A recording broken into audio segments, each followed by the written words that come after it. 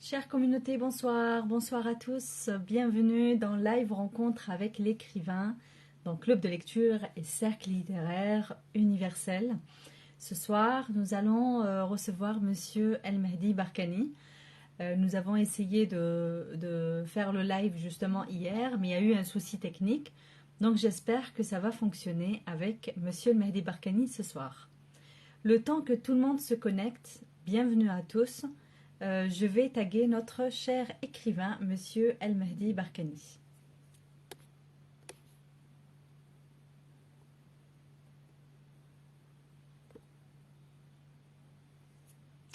Bienvenue à tous, bonsoir tout le monde. Bienvenue dans Club de lecture et Cercle littéraire universel. Donc ce soir, nous allons discuter avec Monsieur Mehdi El Mehdi Barkani. J'espère que la connexion sera bonne ce soir. J'espère que le son et l'image seront au rendez-vous. Le temps que tout le monde se connecte, je vais encore une fois taguer Monsieur El Mehdi Barkani. Bonsoir à tous ceux qui viennent de se connecter. Hier, nous avons eu un petit souci technique avec notre écrivain. Donc j'espère que ça va fonctionner aujourd'hui. Bien, le temps que tout le monde se connecte, dans Club de lecture et Cercle littéraire, nous allons attendre notre cher écrivain et les membres, la communauté qui se joint à nous ce soir. Je vais taguer encore une fois Monsieur El Mehdi Barkani. Voilà, bienvenue à tous, bonsoir. Alors nous avons prévu notre live hier déjà. Et il y a eu un souci technique avec notre écrivain. Ce n'est qu'une partie remise. J'espère qu'aujourd'hui, le son et l'image seront au rendez-vous. Donc nous attendons quelques minutes, le temps que notre écrivain se connecte et monte en direct dans le live. Bienvenue à tous ceux qui viennent de se connecter. Bienvenue dans Club de lecture et Cercle littéraire universel. Nous attendons Monsieur El Mehdi Barkani.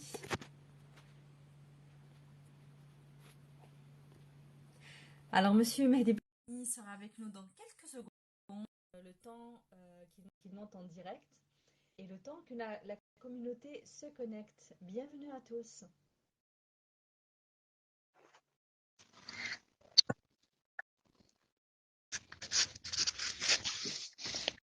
Bonsoir, Monsieur Mehdi Barkani. J'espère que vous allez bien. Bonsoir, Anya. Bonsoir, bienvenue, Monsieur Barkani. Cette fois-ci? Alors, cette fois-ci, tout est au rendez-vous. Super. Bonsoir tout le monde, bonsoir Nabil Hadjar, bonsoir à tous les membres. Je vois que le son et l'image sont au rendez-vous ce soir. Je suis ravie, Monsieur Barkani. Moi aussi. Bonsoir à tout le monde, à tous ceux qui nous écoutent. Bonsoir à toi aussi. Et merci de m'avoir invité à ce live. Avec grand plaisir. Vraiment, c'est un honneur de vous avoir aujourd'hui, ce soir, dans Live Rencontre avec l'écrivain. Et je suis honorée doublement parce que c'est votre, on va dire, premier débat dans les réseaux. Et puis, je signale ce que vous m'aviez dit, c'est que vous n'avez jamais été interviewé à la télé ni à la radio d'ailleurs, hein, par rapport à vos ouvrages. Est-il vrai? N'est-ce pas, Monsieur Barkani? Oui, c'est ça, c'est bien cela, oui, c'est bien cela. Bon, mais je n'ai pas fait attention, je n'ai pas fait cas de tout ça de toute manière. Ah, je ne sais pas si vous entendez un bruit derrière, ne faites pas attention, ce sont les petits enfants qui se bagarrent. Oui. Les enfants, c'est normal. Alors, Monsieur Barkani, est-ce que vous pouvez vous présenter à notre communauté pour ceux qui ne connaissent pas Monsieur El Mehdi Barkani? Eh ben, mon nom et mon prénom c'est El Mehdi, mon nom de famille est Barkani. J'ai 72 ans, j'ai commencé 72 ans et j'ai une formation commerciale, voilà. Ce qui veut dire que au départ, je n'avais aucune relation avec la littérature. Peut-être que mes premiers contacts avec la littérature a été avec comme tout le monde, je suis quelque part persuadé. d'abord, en étant tout enfant, on avait commencé avec la bande dessinée, puis avec les classiques les classiques qu'on nous obligeait à lire à l'école, puis au lycée. Et puis, on s'est mis à lire autre chose, tels que les romans policiers, la série noire, les romans d'espionnage, et tout ce qui en suit. Et un beau jour, j'étais très jeune, hein, j'avais, je crois, 15 ou 16 ans, j'ai été touché par un phénomène familial, et tellement touché que je me suis mis à l'écrire.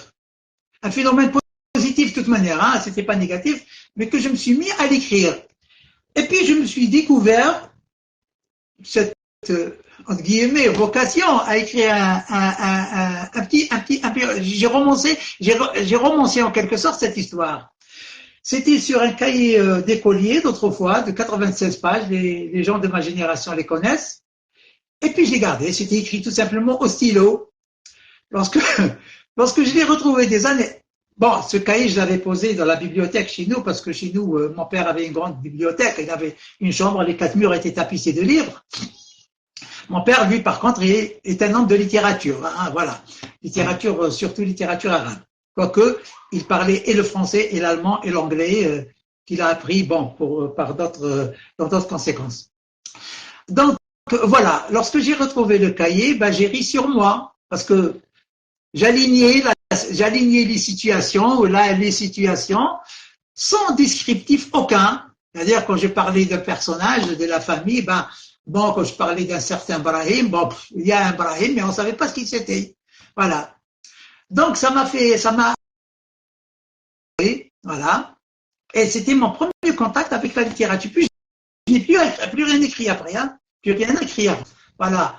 Donc, et puis j'étais faire des études, j'ai négligé complètement ce cahier, j'étais faire des études, et voilà, des études commerciales. Et je suis retourné. Donc, par contre, si on peut appeler ça littérature, j'écrivais de la poésie depuis mon jeune âge. Mais c'était surtout de la poésie lyrique. Voilà. D'accord. Donc, vous pouvez, oui, entre autres. On écrivait des quatrains sans savoir que c'était des quatrains, sans connaître Omar Khayyam, voilà. Et donc j'écrivais et je les mettais quelque part. Voilà, certains, je récupérais certains, j'en gardais certains, j'en perdais d'autres. Et un jour, voilà, j'étais dans mon grenier et puis j'ai vu ces feuillets-là. Je les ai révisés. Et puis j'ai été encouragé par une personne de la famille, ma fille en quelque sorte, à l'éditer. Je n'y croyais pas, parce que bon, c'est de la poésie, il n'est pas poète qui veut, de toute manière, hein. Voilà. Donc. C'est de la belle poésie. Nous avons eu l'occasion de déclamer quelques poèmes hier. Je vous laisse déclamer tout à l'heure. Voilà, c'est ce qui a fait que j'étais un peu encouragé, parce que j'ai donné à lire lorsque je les ai. J'ai dactylographié, parce qu'à un moment donné, j'avais une machine à écrire, un dactylo, j'avais pas mon ordinateur. Et je les ai donnés à lire à quelqu'un qui, heureusement, était un professeur de français. Mais il m'a dit, écoute, tu ne respectes, il m'a dit ceci, hein, tu es un peu un révolté, tu ne respectes pas les règles poétiques imposées par l'académie, en quelque sorte. J'ai dit, moi, je les préfère. Et il m'a cité un certain nombre de poètes français qui étaient devenus des poètes maudits, tels que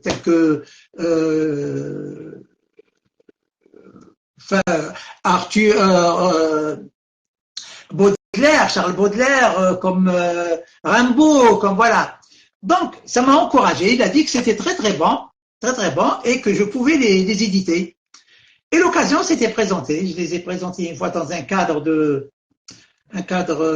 d'une festivité nationale, Alger, capitale. Oui, pardon? On ne parle pas de ce recueil-là. C'est voilà. Maintenant, je parle de ce recueil, oui. J'ai choisi des poèmes pour des personnes qui avaient joué un rôle important ou qui m'ont marqué dans ma vie. Oui. Je me suis abstenu de mettre les noms. Je ne sais pas pourquoi, j'aurais dû. Je me suis abstenu de mettre les noms. J'ai appelé par certaines fleurs. Voilà. Donc, j'ai essayé d'adapter, de donner la fleur à la personne qui correspondait le plus. Voilà. Et j'ai été accepté parce que je l'ai présenté d'abord au ministère de la Culture, hein, dans le cadre de Alger, capitale de je ne sais plus quoi, je crois capitale de la littérature, quelque chose comme ça, et ça a été accepté, voilà. Donc voilà, et c'est comme ça que j'ai commencé à écrire, s'agissant de la poésie, et depuis, bon, je n'arrête pas d'écrire. J'ai de la poésie partout, je ne sais plus quoi en faire, j'écris sur n'importe quoi, sur n'importe quoi. J'écris sur l'Algérie, j'écris sur la mer, sur la montagne, sur mes enfants, sur ma petite fille, enfin, sur tout le monde, sur moi-même, sur l'entourage, sur la politique, entre autres. Oui. Donc voilà. Et à un moment maintenant, franchement, je ne sais plus quoi en faire. J'ai plein de tiroirs, j'ai plus de papiers, je peux vous en lire à gogo. Déjà, Voilà. on va parler de dans un instant, on va parler de votre lecture, de votre écriture, pardon, en cours, ce que vous écrivez et ce que vous avez en réserve. Voilà. Et là, on va parler de vos ouvrages. Moi, j'avais lu il y a quelques jours, donc la semaine dernière, Danse avec les serpents était ma lecture. J'ai beaucoup apprécié la plume. J'ai beaucoup aimé le roman historique. Et puis, il y a aussi Damnation. On va parler de Damnation dans un moment. Et ma question par rapport à Danse avec les serpents, vous avez dit, vous avez commencé à écrire à partir de votre recueil de poèmes, c'est-à-dire vous avez commencé par la poésie. Mais ce que je retiens dans notre petite conversation, c'est que vous avez quand même été chroniqueur dans Demain Algérie, c'est ça? L'Algérie, oui. Demain l'Algérie, le quotidien algérien d'expression française, Demain Algérie. Et vous avez chroniqué donc quotidiennement ce bouquin, cette histoire. Oui. Et oui. Avec d'autres. Avec d'autres, quelques petites histoires. Mais auparavant, je ne sais pas, les gens de ma génération se rappellent, je ne sais pas si vous connaissez, je ne sais même pas si ça sort toujours, mais les gens de ma génération se rappellent de deux magazines français intitulés Salut les copains et Mademoiselle H tendre. Voilà. Eh bien, figurez-vous que pendant mes études commerciales, j'étais, je crois, en 3e année déjà, et quelqu'un m'a mis en contact avec Mademoiselle H tendre. Et je leur envoyais des histoires qu'ils mettaient au milieu du magazine, des histoires de 2 pages. Je connais, grâce à mes parents qui lisaient ça et qui ont gardé quelques. Les 2 pages, c'est 4 colonnes, c'était des colonnes. Et je leur envoyais des histoires comme ça, qui se terminaient, c'était des histoires d'eau de rose, c'était de belles histoires, de toute manière que tout le monde peut lire, hein, des histoires propres. Seulement, je n'avais pas le droit de les signer. C'était signé MT, Mademoiselle Mademoiselle H tendre. Mais par contre, on me payait pour ça. On me payait, c'était bon, moi je m'en foutais de mon nom. En ce moment-là, moi j'avais surtout besoin d'argent pour payer mes études.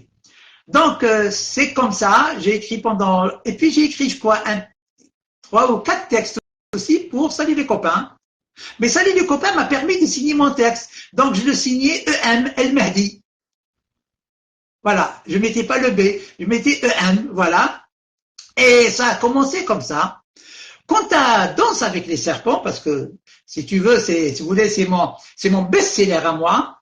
C'est un livre que j'ai écrit avec le cœur. J'ai écrit avec le cœur. Et c'est dû à un certain nombre d'événements qui s'étaient produits dans ma vie. Entre autres, ça avait commencé à partir de mon service militaire, une période extraordinaire. D'ailleurs, j'encourage les jeunes à aller faire leur service militaire. C'est quelque chose d'extraordinaire. C'est une vie toute particulière, chose que j'ai aimée dans ma vie. J'ajoute que si je n'avais pas passé mon service militaire, je serais passé à côté de quelque chose d'extraordinaire. Voilà. Et j'ai eu une vie. Voilà. J'ai rencontré des gens formidables avec qui, avec certains, bien sûr, on s'est lié d'amitié. Et bon, une fois dehors, il s'est passé, en 1967, j'ai été marqué par l'attaque surprise d'Israël sur les pays arabes, que j'ai dû la lire en première page, en page 2. Voilà. Donc, j'ai été marqué. Ce que j'avais écrit en première page, ça commence par lundi le le 7 juin 1967, l'État d'Israël attaqua la République arabe unie et tout ce qu'on sait. Attends, je veux voir si c'est bien cela. Bon, ce qu'il y a dans ce texte est réel à 100%. Excusez-moi, je vais lire le premier paragraphe pour donner un petit peu un avant-goût à nos membres ici présents. Oui. Alors, prélude. Lundi 5 juin 1967 à 8h50 minutes. L'État sioniste attaqua la République arabe unie. Il bombarda simultanément les aéroports d'Égypte, de Jordanie, de Syrie et de l'Irak. Ça commence fort. J'ai beaucoup aimé le démarrage. Je vous laisse continuer. L'histoire des romans. Du texte. Je continue la lecture du texte. Non, l'explication de l'écriture de ce roman plutôt. Voilà. Et donc, ça m'avait marqué. Et j'ai vécu ma vie par la suite d'étudiant, voilà, comme tout le monde. Et une fois, ça m'a pris aussi de me mettre à écrire, parce que ça restait dans ma tête, hein, les idées s'accumulaient, et seulement c'était congelé. Ça ne se déliait pas, ça ne se fondait pas. Un jour, c'était parti, je me suis mis à écrire. Et je ne me suis plus arrêté. À l'origine, ce livre qui est de 500 pages, à l'origine, il est de 1700 pages. Suite à ton conseil, donc je vais te le montrer, l'original, le brutal, voilà. Ce sont ces deux paquets. Ça pèse 6 kilos et quelque chose. Voilà, ce sont les deux paquets. C'est 1700 pages. 1700 et je me suis mis par la suite, l'écriture de ce roman m'a demandé 8 années, 7 années, quelque chose, donc disons 8 années. 8 années entre réflexion, écriture, correction, lecture et tout ce qui en suit. Et puis, il y a eu ce journal, ce sympathique journal, où j'ai rencontré une dame très sympathique qui s'appelait Nadia Baziz, qui justement connaissait Mohamed Boudia, connaissait très bien Mohamed Boudia. Et moi, j'avais écrit, bien sûr, ce roman-là, inspiré du réseau. Mohamed Boudia Moudjahed, qui habitait déjà à Descente. Oui, et puis, il a été... c'est un homme de culture, c'est un homme de théâtre et de culture, qui, à l'indépendance de l'Algérie acquise, s'était trouvé en opposition avec Ben Bella d'abord, et puis avec Boumediene, et donc, il s'est exilé en France, où il a rejoint l'Organisation de libération de la Palestine. Et il a organisé un réseau, voilà, un réseau. Sauf que mon réseau à moi, dans mon histoire d'Andance avec les serpents, il couvre toute la planète. Voilà. Écoute, comme tu m'avais posé la question hier, oui. L'intitulé du livre Danse avec les serpents. Justement, Danse avec les serpents. Oui, tout le monde sait ce que c'est que les serpents. Les serpents, ce sont surtout les services secrets. Donc, il y a ce personnage Wahid, chaperonné par un certain Shihabuddin qui, dans l'histoire, c'est un officier des services algériens. Donc, en quelque sorte, ils se bagarrent, ils se battent contre tous les services secrets du monde assujettis à Israël. Le FBI, la CIA, le FBI aussi, enfin les différents services secrets, parce qu'aux États-Unis, il y a plusieurs services secrets que j'ai découverts dans le cours de mes recherches. Les services secrets français, la DGSE, la DST, le NIS, le MI5, le MI6, enfin, tout le monde. Et c'était ça.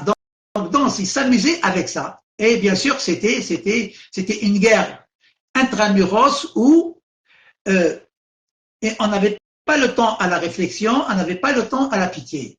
C'est vraiment sanguinaire, mais surtout, ça m'amusait parce que je l'écrivais d'une manière hollywoodienne. Donc, c'est les détournements d'avions, c'est des explosions, c'est rouler à 180 à l'heure au sens inverse sur l'autoroute. Enfin, tu as dû voir ça. Et puis, dans l'histoire aussi, il m'est arrivé d'utiliser souvent la moto parce que c'est un engin que j'aime beaucoup, que je pilote depuis mon jeune âge. Voilà. Donc, c'est cela, en quelque sorte. Justement, donc, dans votre livre, il y a beaucoup de rebondissements. C'est ça ce que j'ai aimé. Oui. on trouve aussi de l'action, hein. C'est historique, bien sûr, mais on trouve c'est vraiment beau comment c'est construit. Vous avez essayé de toucher à tout, Je me suis inspiré de faits réels, de faits réels. de faits qui ont existé. Voilà. Et bien sûr, j'ai monté toute une fiction dessus à partir des informations que j'ai acquises par la presse, par la télévision, par les amis, enfin, tout ça. Et je me suis fait.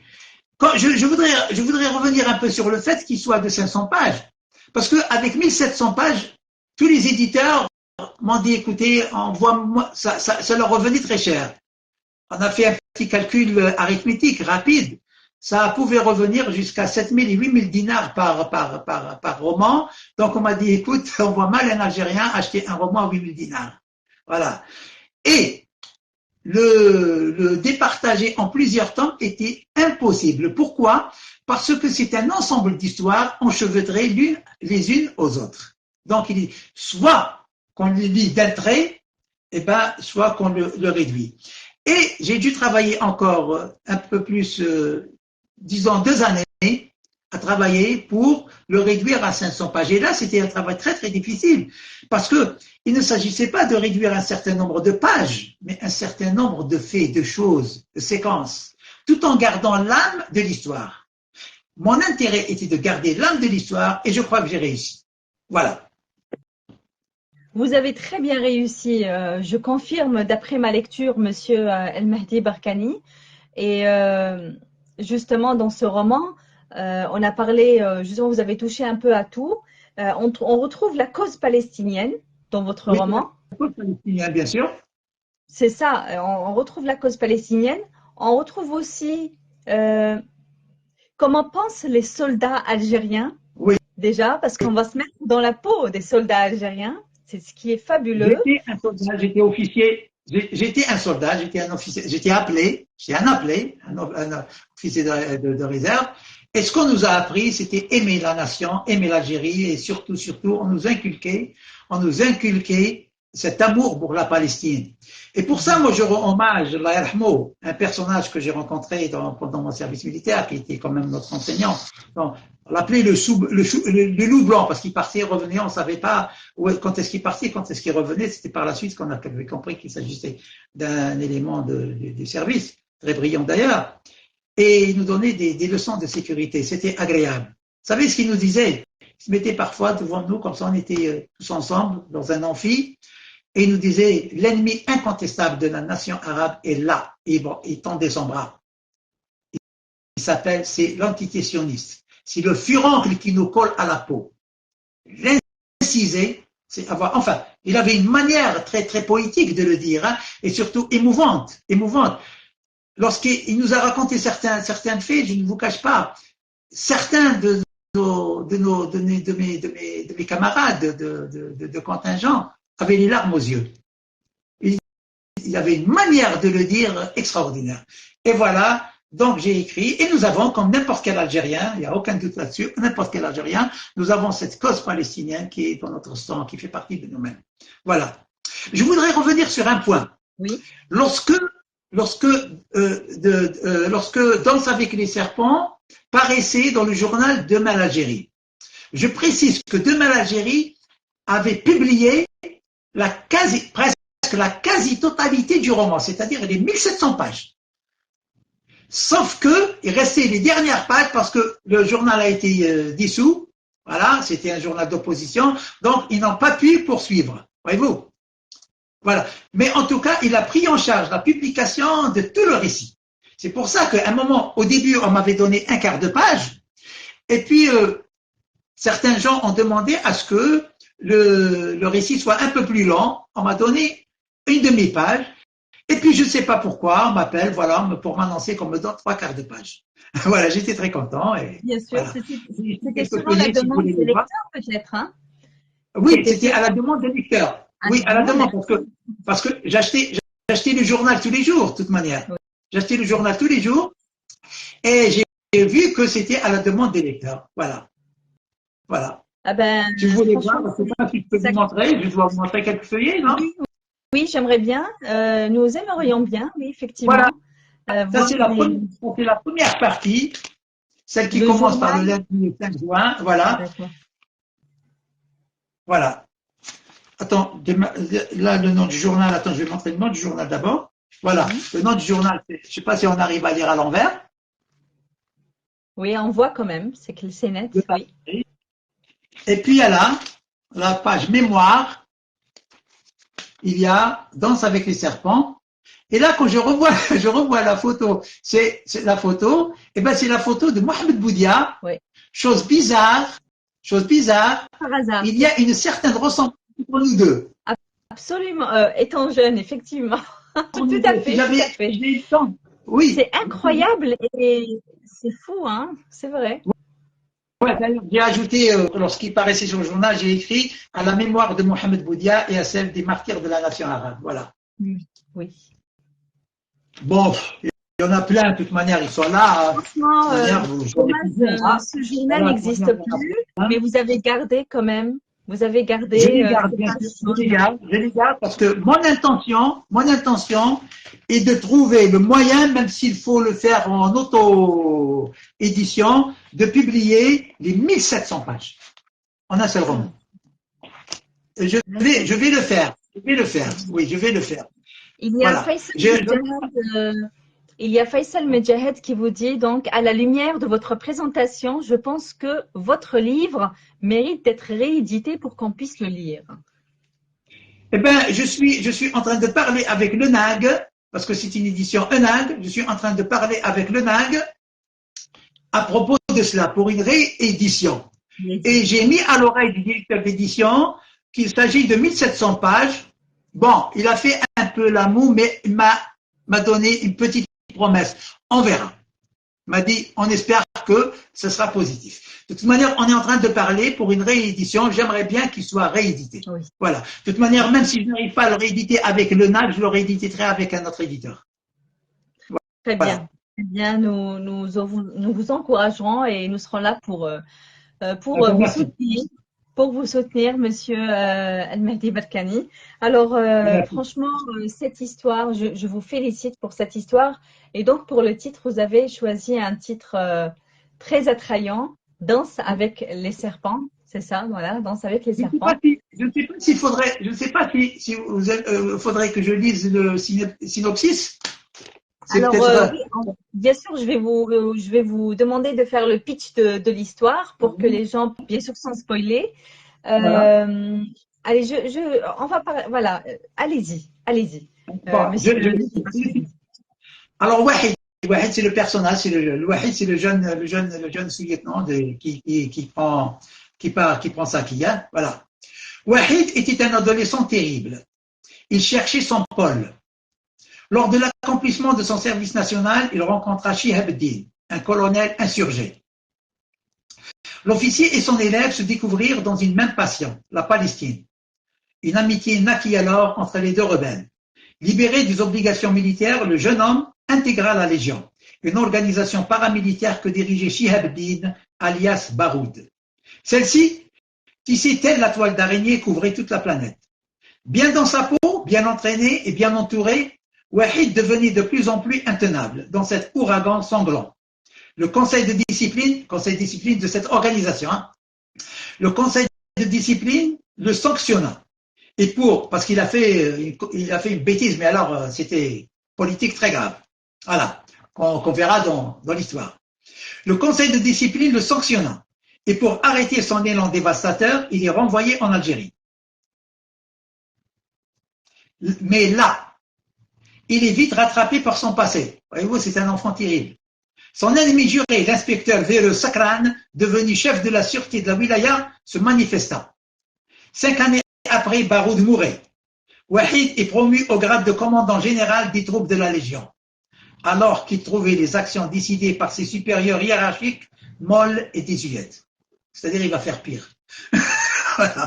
Voilà. C'est le sujet.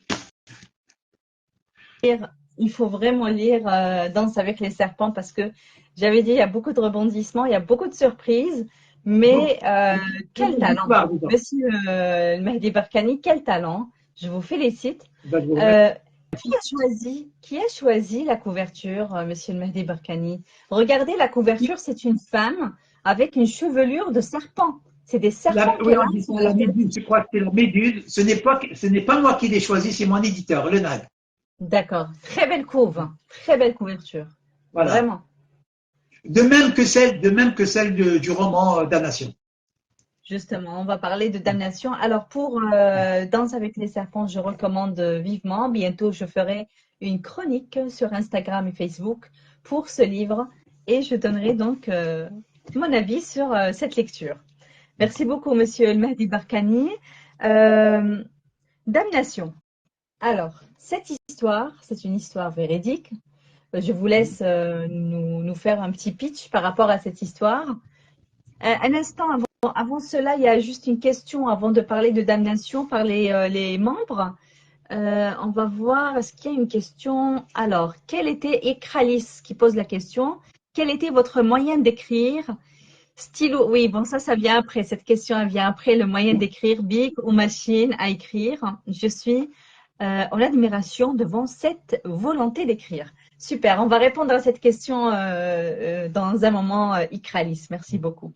Je suis disposé à répondre à Fawzia toutes ces questions. Barthélémy, Medusa the Gorgon. Ok, d'accord, c'est par rapport à la couverture, c'est Medusa the Gorgon. Voilà. Alors, damnation, Monsieur Mehdi Barkani, est-ce que vous pouvez nous faire un petit pitch de cette histoire? Parce que vous m'avez raconté un bout et ça m'a vraiment, ça m'a fasciné. Quand je dis vous m'avez raconté, je ne parle pas de l'histoire, mais comment est-ce que vous avez écrit cette histoire véridique? Eh bien, j'étais en France, à Lyon exactement. J'étais un matin sorti pour une course et il y a un monsieur qui était à peu près, bon, je sais pas, plus jeune que moi, peut-être de 4 ou 5 ans, qui m'avait accosté. Nous étions au mois d'octobre. Bon, au mois d'octobre, ce n'est pas encore l'hiver, mais il fait quand même froid à Lyon. Au mois d'octobre, quand même, c'est humide et il fait froid. Il n'est pas venu me demander du pain ou me demander. J'ai tout de suite compris que c'était un malheureux. Hein, de toute manière, il avait une petite, c'est-à-dire, il avait quand même une barbe assez fournie. C'était pas pour garder là-bas, mais c'était un gars. Il avait un bonnet et puis il se couvrait avec un manteau qui manquait de boutons et voilà. C'était certainement un manteau qu'il avait dû trouver dehors ou je sais pas. Ouais. Donc il est venu me dire, monsieur, s'il vous plaît. Mais il m'a parlé d'une voix qui m'a tout de suite touché. Je regardais. Il dit, est-ce que vous auriez, monsieur, est-ce que vous auriez une chaussure à me donner, une vieille chaussure à me donner? J'ai regardé ses pieds, il était au mois d'octobre, il était chaussé d'une sandale, avec des vieilles chaussettes. Et il m'a touché, profondément touché. Je lui ai dit oui. Alors que moi, je n'avais pas de godasses, mais j'étais chez un ami. Un ami, je sais qu'il a des godasses parce qu'il fait des randonnées en montagne et il porte, de toute manière, dans le cadre de ses fonctions, il porte des godasses. Je ne sais pas pourquoi, certains sont un peu, bien sûr, c'est surprenant un peu qu'un étranger vienne, d'autant plus un SDF, ne connaissant rien de lui, et qu'on l'invite à la maison. Mais moi, l'idée première était qu'il ne fallait pas qu'il mette quand même une chaussure, une godasse avec des choses, parce que j'ai tout de suite eu l'intention de lui donner des chaussettes aussi. Il faut quand même avec des pieds sales. Je l'ai invité à la maison. Et puis, je l'ai invité à prendre une douche. Et il a pris la douche. Il était content. À se raser, il s'est rasé, il s'est coupé la barbe, il s'est rasé. Lorsqu'il est sorti, une demi-heure après de la douche, c'était quelqu'un d'autre. Et il parlait très bien. Comme j'ai dit, bon, ce n'était pas un gars qui avait fait qui est passé par l'université, n'a pas fait de fac, mais il avait de l'instruction. Il parlait très bien, sans faute, un français impeccable. Et il parlait l'arabe aussi. Ce qui m'a encouragé, de toute manière, à encourager la sympathie entre nous, il m'apprend il était libanais. Et moi, il se trouve que j'ai une certaine affinité avec le Liban, qu'on en reparlera peut-être plus tard, pays que j'ai connu, que j'ai aimé. Donc, je l'ai invité et on s'est mis à parler. Il a pris le café, j'ai appelé mon copain pour lui dire de la godasse. Mon copain était en colère. Il me dit, mais comment ça tu lui donnes une vieille godasse? Il faut lui donner la nouvelle. Et il m'a montré. Parce qu'on ne donne pas quelque chose de vieux, on donne quelque chose de nouveau, de beau.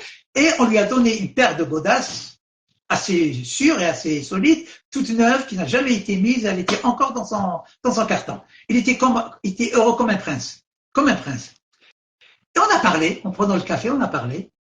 De fil à aiguille, ben voilà, c'est midi, on mange ensemble. Et puis, on n'est pas sortis, hein.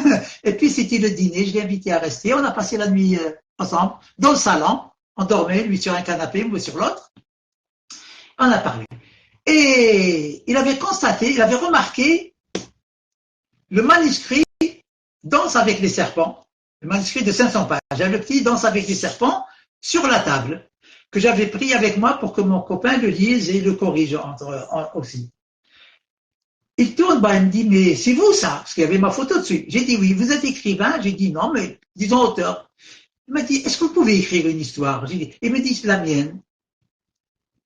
Alors racontez-moi, il s'est mis à parler.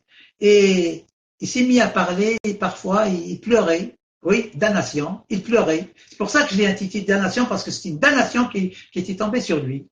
Eh bien, il s'agit d'un jeune homme du nom de Halim, parce que c'est son nom. C'est son nom. Même Warda, c'est le nom de la femme. Hein. Warda, que vous aviez cité hier en présentation. Donc, allô, tu m'entends? Tu es là? Oui. Donc, voilà, il s'est mis à me raconter son histoire. Au début, j'écrivais, parce que moi j'écris d'abord au stylo, j'écrivais, et puis on n'arrivait pas, donc il enregistrait sur un lecteur de cassette, il enregistrait. Et lorsque je suis retourné chez moi, en Algérie, eh ben, je me suis mis à écrire son histoire. Voilà, elle est ce qu'elle est. Et je ne sais pas si je dois raconter, c'est un jeune homme qui a rencontré, qui a rencontré la dame Warda, et il est parti, lui a proposé de la suivre en France. Et là-bas, bon, il est devenu ce qu'il est devenu, et l'histoire, bien sûr, je ne veux pas trop parler pour inciter les gens quand même à aller voir l'histoire. Voilà. Et absolument. Voilà.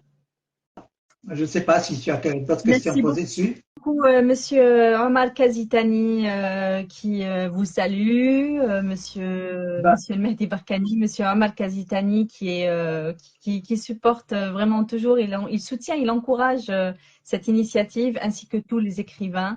Voilà, donc il vous remercie pour cette histoire et voilà, merci à vous aussi, Monsieur Omar Kazitani, d'être présent et un excellent écrivain aussi. Merci à vous, Monsieur Omar Kazitani, d'ailleurs que j'appelle professeur. D'ailleurs, il est professeur.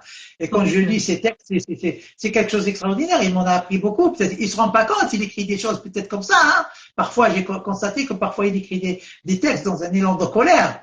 Mais il nous apprend beaucoup de choses. De toute manière, parfois je suis tenté de plagier. Hein. Tellement. Voilà, il écrit bien. Et de ces passages extraordinaires que je prends note. D'ailleurs, je reprends certains de ces notes. Que voilà, c'est un.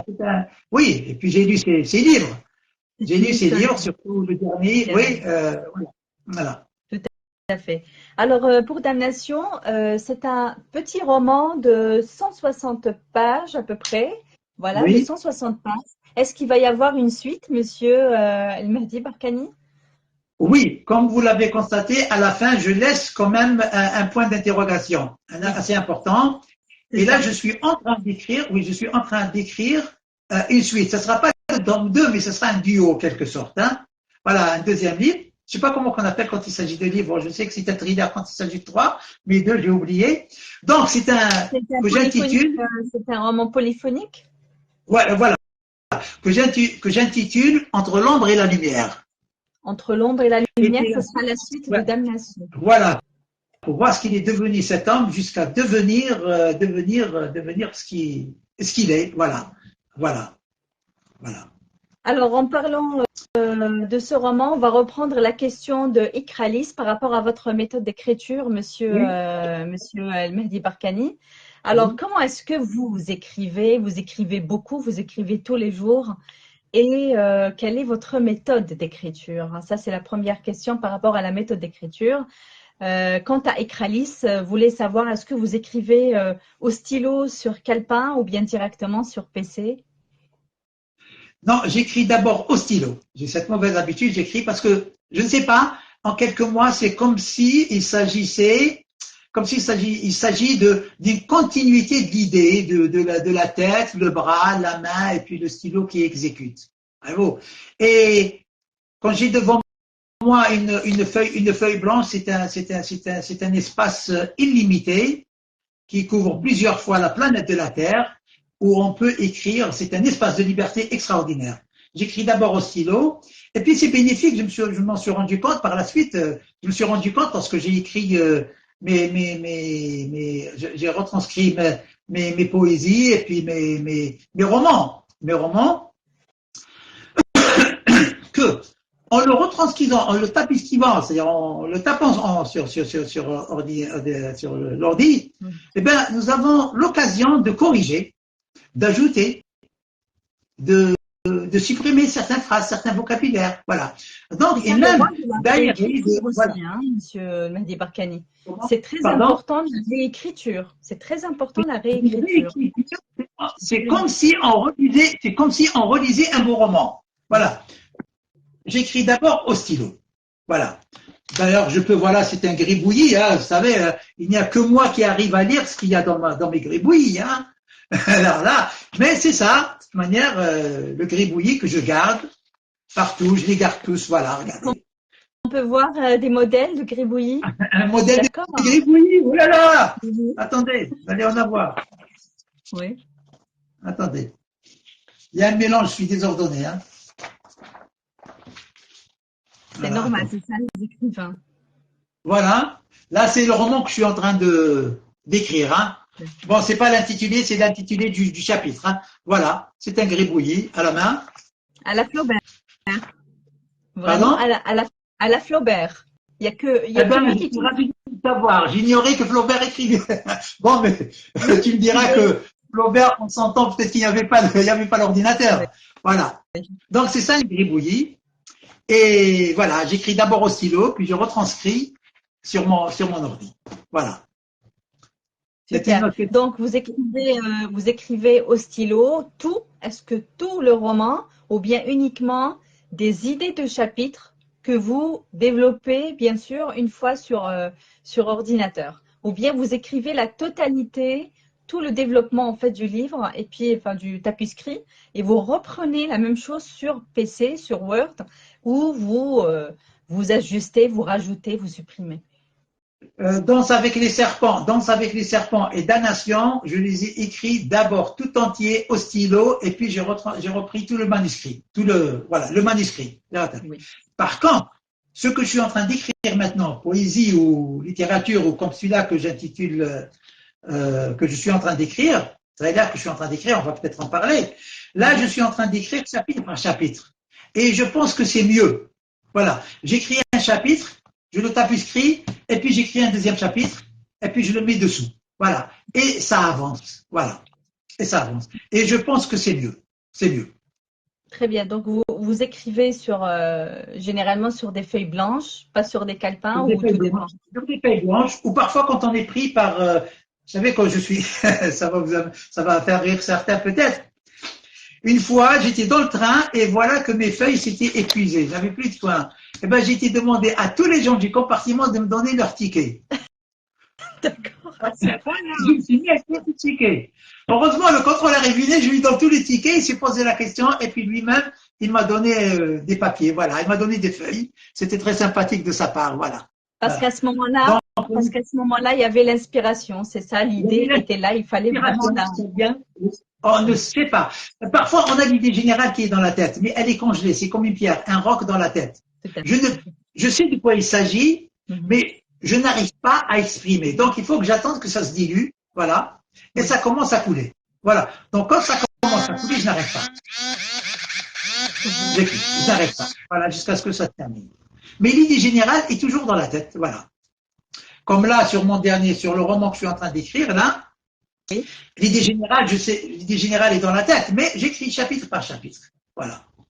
Justement, en parlant du mode d'écriture, est-ce que vous êtes plutôt jardinier ou architecte? C'est-à-dire, est-ce que vous préparez votre plan à l'avance? Vous l'avez dit, vous avez l'idée générale dans votre tête. Vous savez très bien à l'avance qu'est-ce que vous voulez écrire et qu'est-ce que vous voulez transmettre dans vos écrits.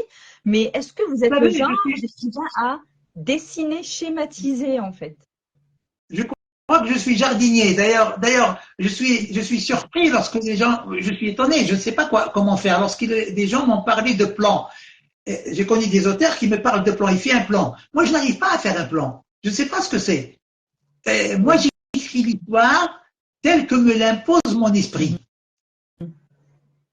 Voilà, j'écris l'histoire telle qu'elle me l'impose. Donc, le plan, je n'ai jamais fait un plan de travail. Voilà. Donc, je crois que je le décore à ma manière. Je fais mon Vous jardin êtes à ma un manière. jardinier, alors. Vous êtes Voilà. un jardinier. Bonsoir, Malika Salah. Bonsoir. Un plaisir de vous retrouver également. Un plaisir, Malika Salah. Bienvenue. C'est Malika une femme Salah. agréable, Malika Salah. Merci. Bonsoir, Oui, Malika. Malika Salah, qui est aussi admin dans le groupe. Je Notre sais, cher admin qui est professeur de langue on se connaît française. sur Facebook on se connaît sur Facebook depuis très très longtemps et nous avons une très très chère amie en commun. Voilà, et elle est en train de nous entendre, de nous écouter d'ailleurs, voilà, depuis Oui, tout longtemps. à fait. Tout à fait. Alors, on parlait de l'écriture, donc vous êtes plutôt jardinier. C'est bien parce qu'il y a pas mal d'écrivains qui sont passés ici dans le live. Et à chaque fois que je pose la question, chacun a une méthode particulière, mais on trouve des gens vraiment disciplinés. On trouve des écrivains qui écrivent vraiment à tort, qui sont, j'ai envie de dire, désordonnés, mais qui sont ordonnés dans leur tête. Ils savent très bien se retrouver dans leur désordre, en Oui, fait. C'est ça. bien sûr. Et, et à quel moment, justement, à quel moment vous commencez à faire coucher les mots sur du papier? Parce que quand vous avez l'idée générale, c'est à quel moment vous dites, OK, là, je dois vraiment écrire ça. Est-ce que lorsque c'est clair dans votre tête, vous avez l'idée déjà générale ou bien vous laissez que l'idée se fermente d'abord et puis vous écrivez ça? Oui, bien sûr, il y a l'idée qui se fermente, mais parfois elle vient aussitôt et il faut l'écrire tout de suite. D'accord. Il m'est arrivé autrefois, bon maintenant j'utilise le téléphone pour écrire, mais autrefois, eh ben, il m'est arrivé d'écrire même sur ma chemise. Hein. J'étais dans un bus, les gens prenaient pour un fou, bon, j'ai écrit sur ma chemise parce que j'ai trouvé. Voilà, donc j'ai condamné ma chemise et il fallait que j'écrive ce petit paragraphe pour que je l'oublie pas. Je ne sais pas si ça arrive à tout le monde, mais moi, si je ne l'écris pas tout de suite, quelques minutes après, l'idée disparaît. Donc il faudrait que je la mentionne quelque part, il faudrait que je l'écrive. Voilà. Et ne serait-ce que cette idée générale que par la suite, je développe. Oui, oui, bien sûr. Voilà, c'est comme ça Et que ça se c'est-à-dire, passe. est-ce que vous êtes le genre à écrire, parce que là, quand je vous entends, vous écrivez à tout moment. Vous avez l'idée, vous écrivez matin, soir, après-midi, ou bien vous avez Oui. une certaine discipline d'écriture, de telle heure à telle heure, le matin très tôt ou le soir tard, ou peu importe, durant la journée, quand vous avez le temps. Je n'ai pas de programme pour ça. J'écris quand l'idée arrive, quand l'idée générale, une partie de l'idée générale se délue. Voilà. Voilà, quand ça devient clair, ça commence à couler, eh ben j'écris à n'importe quel moment. Je vous ai dit, j'écris pendant les voyages, j'écris à la maison, j'écris la nuit. Oui, mais bien sûr, parfois quand on amasse dans la longueur de la journée, on cumule les informations. Parfois, c'est des petites idées qui viennent, il faut les insérer, puis il faut les développer. Là, oui, quand je rentre, je suis tranquille chez moi et je m'enferme et j'écris. Voilà, voilà, j'écris. Et parfois, la nuit, c'est fatigant, hein, vous savez. Parfois, je passe des nuits entières à écrire. Hein. Je me mets généralement devant mon ordinateur à 9 heures du soir. Le lendemain, à 7h30, je suis encore sur mon papier. À la Balzac, quoi. Voilà, je Waouh. suis Ben, encore sur mon papier. Voilà, et donc, j'écris, c'est pas Balzac, c'était terminé. Voilà, Tiffany. D'accord. Donc, voilà. quand il y a l'inspiration et quand il y a l'envie d'écrire et d'avancer sur l'écriture. Une autre question, pareil, par rapport au personnage. Est-ce que vous êtes le genre, selon Icralis, d'écrivain à préparer vos fiches personnages détaillés avec tous les traits de caractère de vos personnages? Nous avons perdu Monsieur le Mehdi Barkani. Il sera de retour dans un petit moment. C'était une discussion très intéressante. On parlait de sa méthode d'écriture. Alors, nous attendons juste que Monsieur le Mehdi Barkani se connecte de nouveau. Alors, je le tag.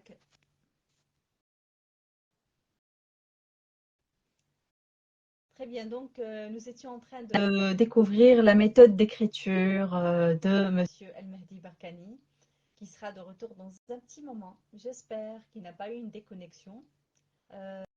Alors, Monsieur El Mehdi Barkani, qui est jardinier dans son style d'écriture, voilà, il est de retour, donc il sera avec nous dans quelques secondes.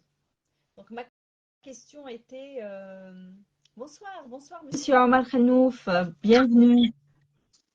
Voilà, ça Bonsoir revient. à tous. Très Voyez, bien. Alors, la question, c'était par rapport au personnage, Monsieur El Mehdi Barkani. Est-ce que vous êtes, une question dans le chat, est-ce que vous êtes le genre d'écrivain à préparer vos fiches personnages avec tous les traits de caractère?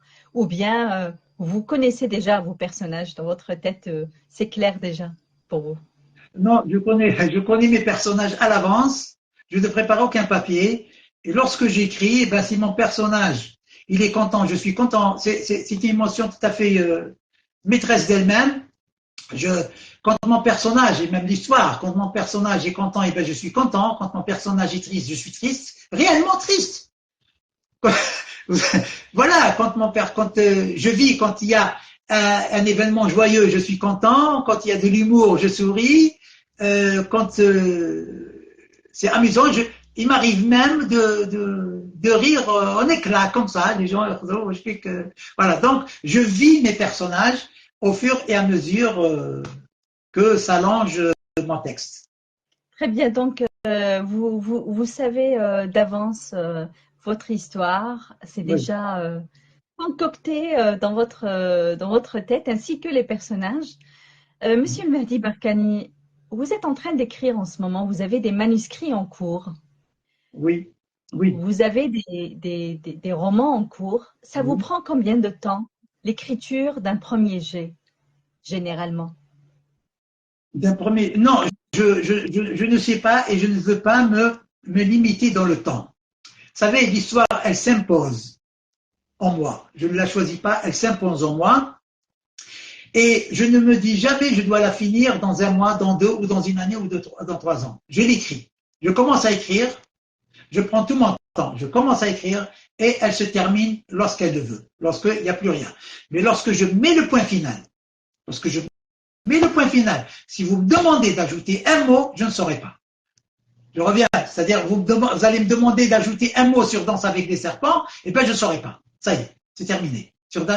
C'est comme ça. Mais je ne me limite pas dans le temps. J'écris, ça peut demander, comme certains livres qui ont demandé, je sais pas, Damnation, je crois que a demandé 3 ans et demi d'écriture. Le livre de gestion a demandé aussi, je crois, quelques 2 années d'écriture. Donc voilà, je ne me limite pas. Très bien. Aussi, il faut savoir qu'il y a un autre bouquin, un autre livre de Monsieur El Mehdi Barkani qui n'est pas chez moi, hélas, mais je vais me le procurer. C'est un Je livre vais de gestion, ici, je l'ai ici. s'il vous plaît, Comme je oui. vous ai dit, je suis gestionnaire de formation, donc j'ai écrit, comme j'ai géré, je suis un retraité d'une société nationale, comme j'ai géré les moyens généraux, donc j'ai écrit une proposition, voilà, c'est une suggestion, un manuel de travail de gestion des moyens généraux. Voilà, ça fait que je présente, le voilà. Très intéressant. Les Voilà. moyens généraux ou facility management en anglais. Donc, c'est gestion Pardon? et moyens. Méthode Alors, les moyens pratique, généraux, méthode pratique et rationnelle de gestion. est-ce que c'est Voilà. possible de nous dire rapidement, de nous dire de quoi ça parle généralement, d'une manière générale? Comme Ben, ça va dans la inciter les gestion gens à des aller moyens, chercher. des matériels, des moyens généraux. Donc, il y a une partie gestion avec des tableaux, parce que la gestion, c'est les tableaux. Oui, Une partie technique, avec la formation et la composition de certaines machines indispensables, certains véhicules, voilà, des machines surtout et des pièces. Donc, c'est ça, voilà. Et en dernier, appréciation, évaluation du personnel. Donc, c'est un peu la ressource humaine, comment gérer le personnel des moyens généraux. Voilà. oui, très bien. Parce que Alors, généralement, le personnel le plus complexe, le plus compliqué, le plus complexe à gérer, c'est le personnel des moyens généraux. Les Voilà. moyens généraux et la ressource humaine, je confirme. Les moyens généraux et la ressource humaine, Monsieur le Mahdi Barkani. Je le dis aussi par connaissance de cause. Cette gestion doit être vraiment dûment développée en Algérie Voilà, et je ne sais pas on si je doit dois. étudier ça Attendez, bon, il y a une partie. Bon, il y a une partie gestion. Voilà, je montre quelques tableaux. oui. Voilà. Puis une partie technique, je montre quelques matériaux. Donc là, c'est un livre technique que nous pouvons trouver où exactement, dans quelle Oui, librairie généralement, ainsi que… je sais que l'année dernière, il se trouvait à la bibliothèque du Tiers-Monde, au sous-sol de la bibliothèque du Tiers-Monde. L'année dernière, La il bibliothèque y avait un monde à exemplaire. Gest. Voilà. Je les ai vus, oui. Voilà. Les moyens généreux. Oui. Généraux. Ah non, Monsieur Ahmad, les moyens dans une entreprise sont jamais généreux. Hein. Ils sont plutôt casquettes. Chaque fois qu'il y a un problème dans une société, ça tombe sur le responsable des moyens généraux. oui, Toutes les les moyens suites, tu généreux, tombes dessus. absolument. Alors, une question, donc nous pouvons trouver ce livre-là de gestion à la librairie du Tiers-Monde à On peut Alger trouver Centre. ailleurs, oui, on peut Amir trouver ailleurs. Abdelkader. On peut le trouver ailleurs. Bon, je crois que l'année dernière aussi, je l'ai vu aussi là. Il y était. D'accord. Je sais Ok. pas oui, voilà, je crois Et qu'il par y rapport était. à vos Voilà. ouvrages, par rapport à vos ouvrages, où est-ce que nous pourrons trouver, dans quelles librairies sont disponibles selon vous, Monsieur le Mahdi Barkani? Ce que je sais, ce que le NAG m'avait appris dernièrement lors du dernier SILA, que le stock de danse avec les serpents est épuisé. Hmm.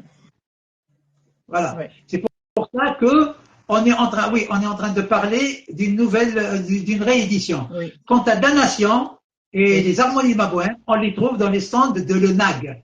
Il y avait une bibliothèque ENAG sur la rue Roche, à Alger, pour les Algérois qui connaissent la rue Roche. Voilà. Il y en a une à Bedlouet sous les arcades. Mhm. Enfin, je n'arrive pas, voilà, voilà, sous les arcades, juste après juste après la salle Atlas. La salle Voilà. Atlas. Sinon, comme le Sila est proche, donc on les trouve dans le stand de l'ENAC. Dans Voilà. 2 mois, dans 2 mois, Donc, Inch'Allah. ouais, un peu moins même. Oui, ce sera super. Oui, ce sera si le SILA, ce sera pour le mois de novembre, il me semble, hein. Mois de Il a novembre. été décalé pour oui, le 6 novembre. 6 novembre. Le 6 On novembre, note.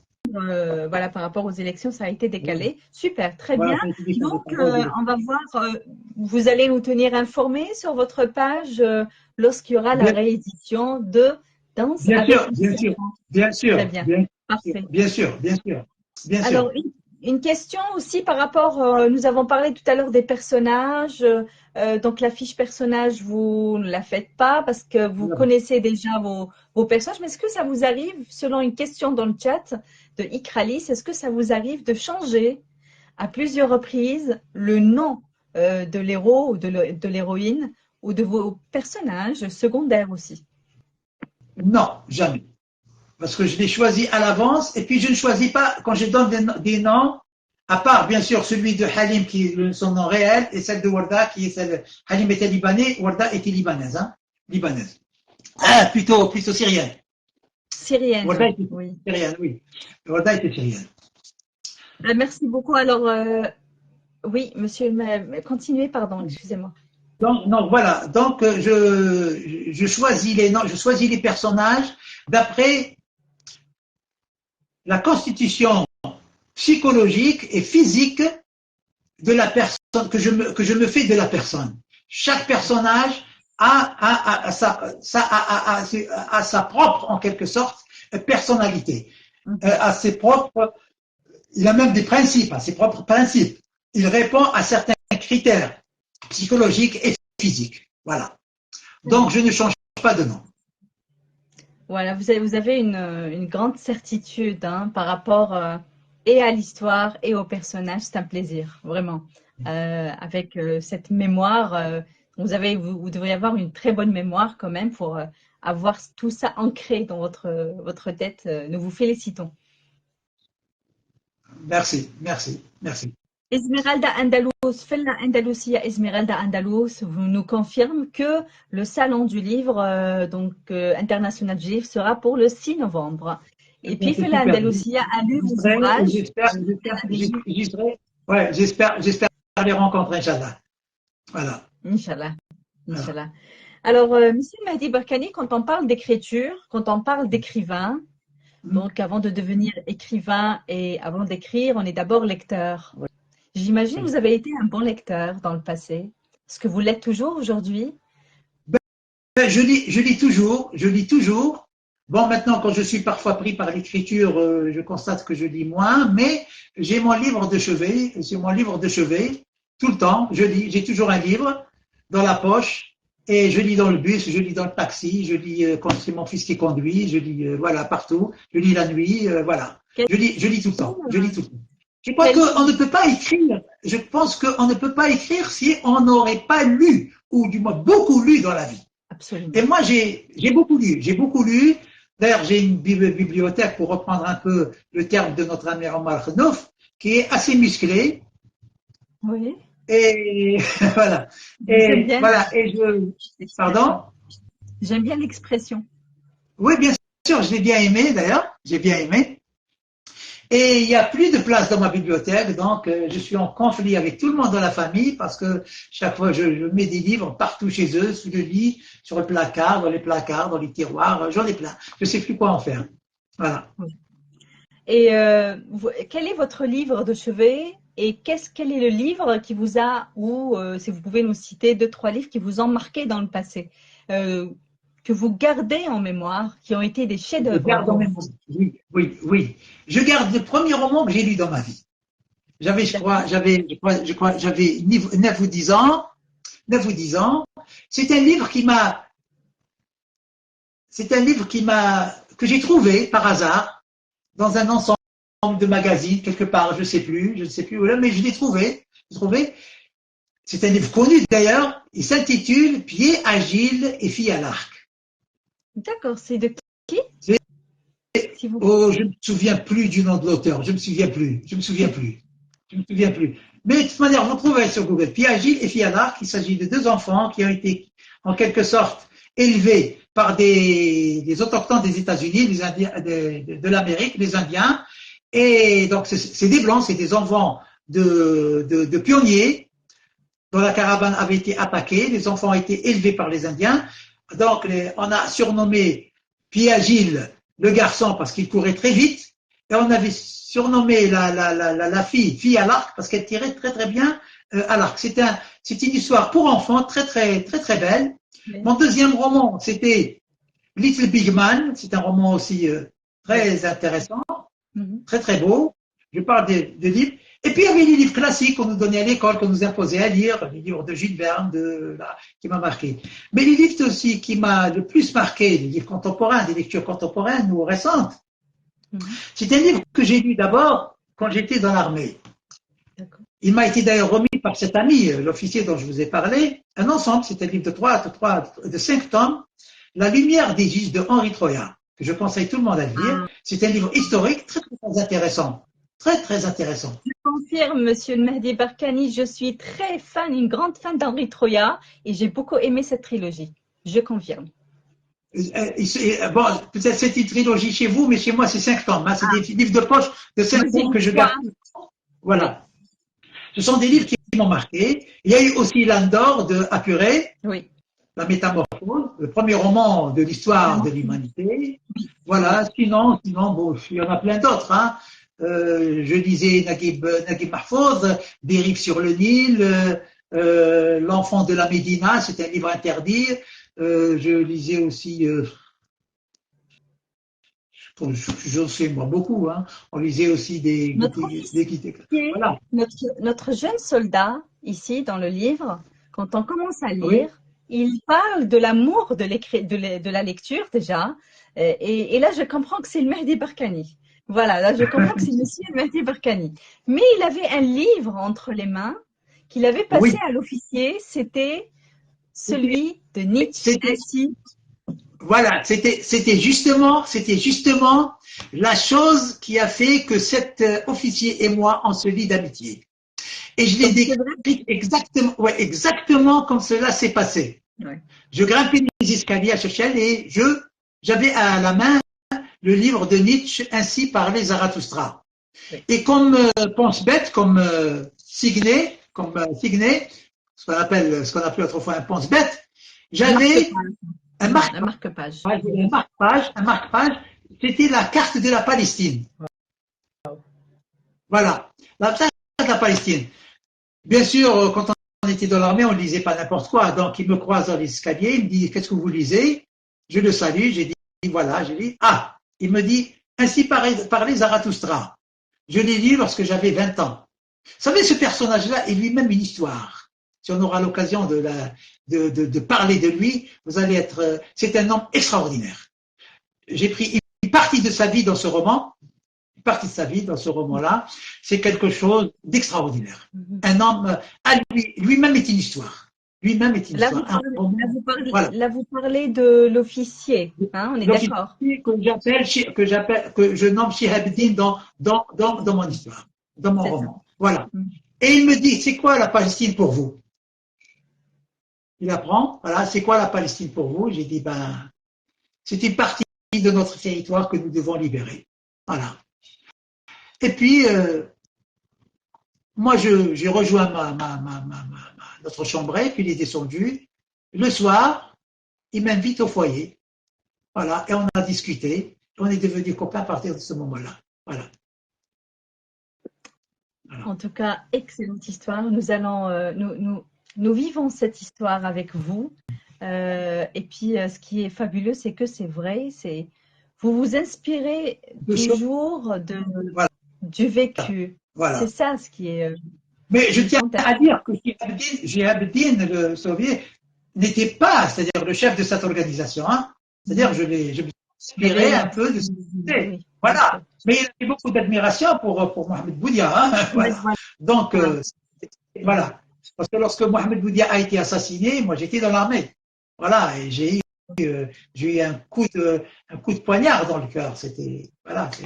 D'autant plus qu'il y a un détail, je ne sais pas, Israël, elle a tué une personnalité algérienne, et avant cela, beaucoup de gens ignorent certaines choses. Avant cela, en 63, Israël a posé une bombe dans le port de Annaba pour faire exploser un bateau qui était venu de Russie, qui portait des armes légères pour équiper notre armée. Et il y a eu beaucoup de morts, il y a eu plus de, presque 2000 morts et de blessés.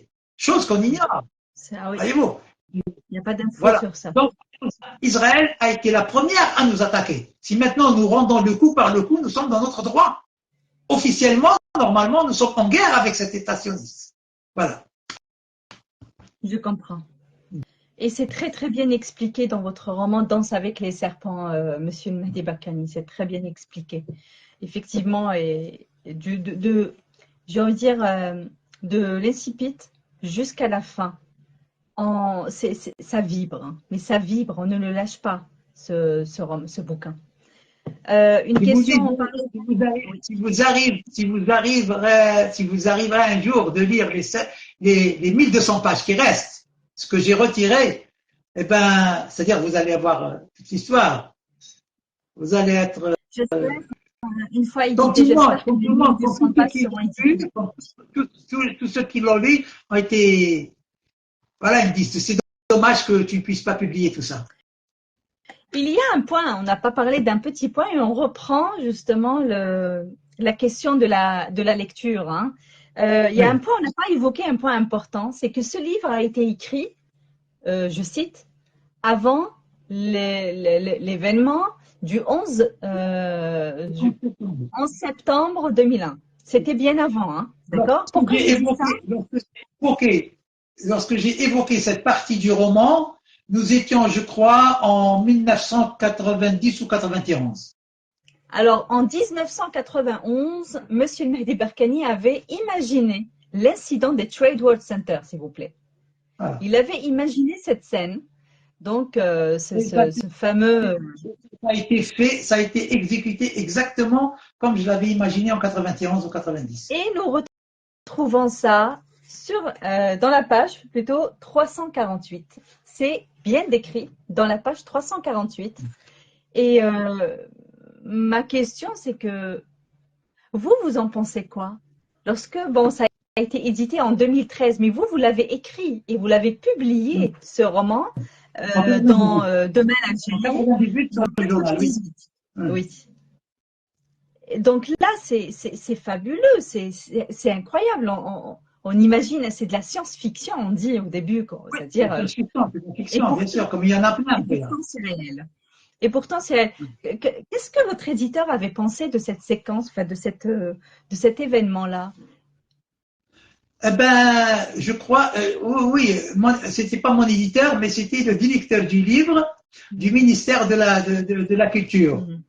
monsieur, que je salue d'ailleurs, et il a évoqué cette partie, voilà, voilà, il a évoqué, et la discussion a été rapide parce que Ouais. il était occupé, tout ce qui en suit, il m'a posé deux, trois questions, j'ai répondu rapidement, et voilà, et ça s'est vite passé, voilà. Ah, Monsieur le Mehdi Barkani, je cite que vous avez étalé cette histoire sur le quotidien. J'allais dire bonjour Algérie, c'est pas bonjour Algérie, c'est demain Algérie. Donc vous avez étalé cette histoire dans demain, dans le quotidien demain Algérie, les 1700 pages, je dis, hein, donc À peu près. enfin pas les Voilà. 1700, mais à peu près la totalité, hein, à peu Parce que près le la journal est totalité. dissous, donc ils n'ont pas pu poursuivre l'édition du D'accord. reste. Mais si je reprends cet incident-là des Trade World Center, ça a été publié dans le quotidien, n'est-ce pas? Vous avez publié ça dans le quotidien. Et là, il y a Oui. Ikralis qui nous dit dans le chat, j'espère qu'ils ne se sont pas inspirés de ce livre pour faire leur coup. Je vous avoue que lorsque j'ai appris la nouvelle à la télé, Rkaïf Chlouli. Eh ben voilà, c'est ça, justement, c'est choquant. Et voilà, et après ça, après cet incident, j'ai envie de savoir les gens qui ont lu votre livre, ils vous ont dit quoi? Certes, on dit ici, Al-Fouzi Barkani nous dit vous êtes un visionnaire. Certes, quand on lit ce passage-là, on dit vous êtes un visionnaire. Mais les gens qui vous connaissent ou les gens qui ont lu ce passage, ils vous ont dit quoi après l'incident du 11 septembre? Comme il a été édité en 2013, donc certains pensent que je l'ai mis après l'événement. Voilà. Voilà. Par contre, certains des amis qui m'ont connu, qui ont vu l'histoire évoluer, ceux-là, oui, ne m'ont pas posé des questions, mais on m'a dit, écoute, tu es un peu farfelu de l'esprit, voilà. Quelle Voilà. imagination et quel imaginaire. Monsieur le Mehdi Barkani, on revient à la question de la lecture. Vous avez aimé pas mal de classiques, vous avez cité quelques classiques. Et quels sont vos préférés, vos écrivains préférés en termes de lecture contemporaine, hein, les contemporains? Les contemporains, alors là, j'en ai beaucoup, madame, hein, j'en ai beaucoup. Hein. J'ai aimé Rachid Mimouni, Le fleuve détourné, c'est un livre à rééditer, à revoir. Tambeza aussi. J'ai aimé Malik Haddad, que je n'ai pas connu, c'est-à-dire lorsque j'ai lu ses livres, il était déjà parti. J'ai aimé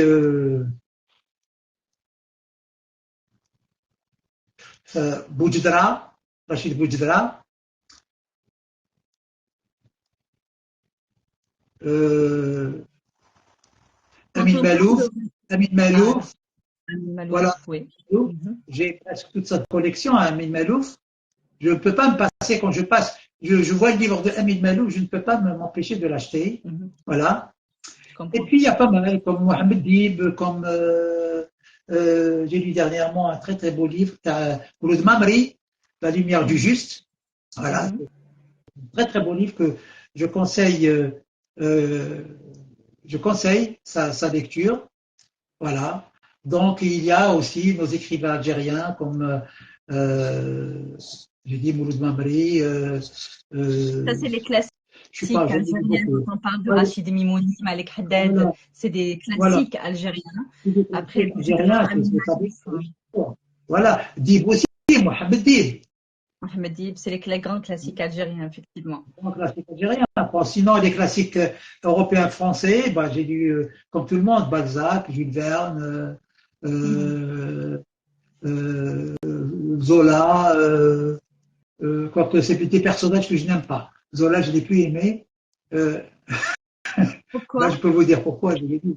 Oui. Ni Zola, ni Victor Hugo. Hein. Moi, Victor je Hugo suis nous très a lu. fan de Zola. Je suis très fan de Zola et des Rougon-Macquart. Vous savez, voilà ce qui c'est. Aussi bien Victor Hugo que Zola. Mhm. Ils nous ont leurré pendant, à mon sens, je peux me tromper, Mhm. libre à ceux qui le défendent, Mhm. bien sûr, ce sont des idées. Mais Victor Hugo nous a beaucoup leurré dans sa vie, dans notre vie. On le lisait, on était passionné par sa poésie, par ses romans.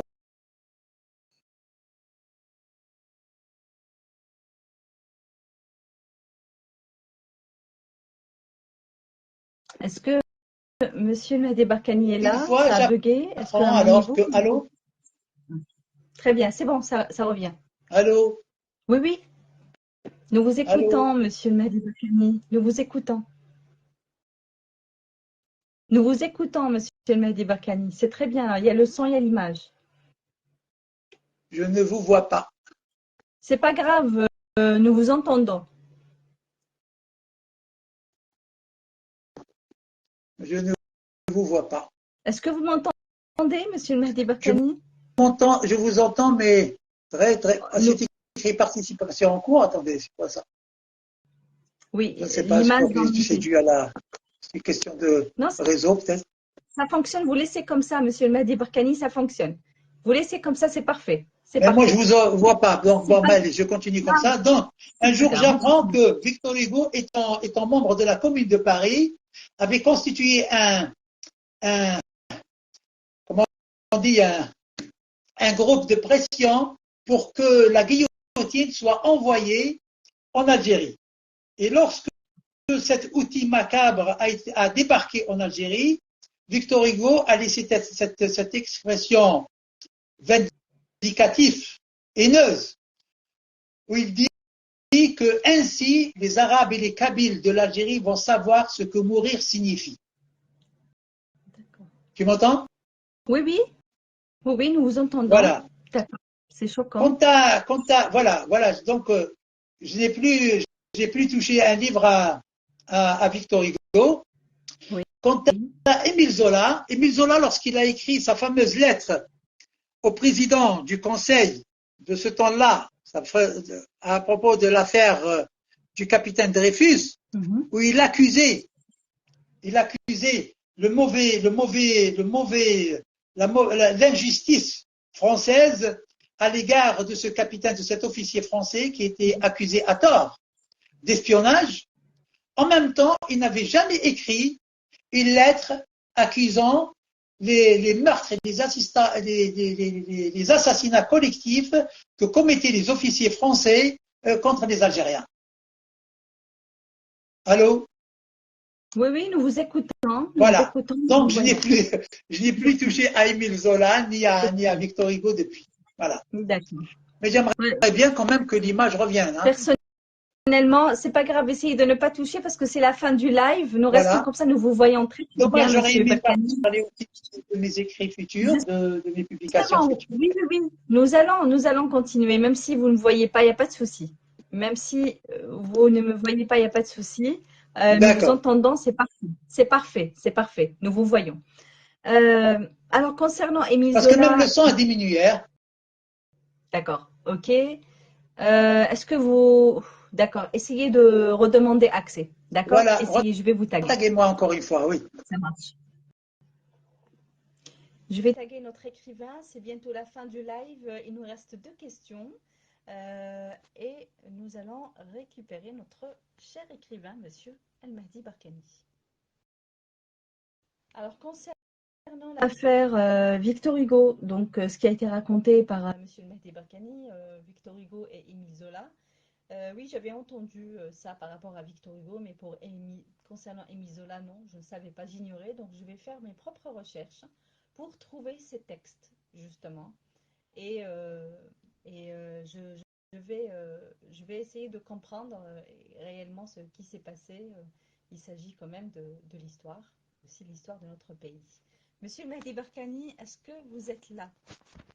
Est-ce que vous arrivez à demander accès comme ça, nous pourrons terminer le live avec les deux questions qui restent. C'était très passionnant ce soir avec Monsieur Mehdi Barkani. J'en étais sûre, il avait beaucoup de choses à dire. Euh, oui, je pense qu'il va demander accès dans un petit moment. Voilà, je suis en train de vous taguer, hein, Monsieur Barkani.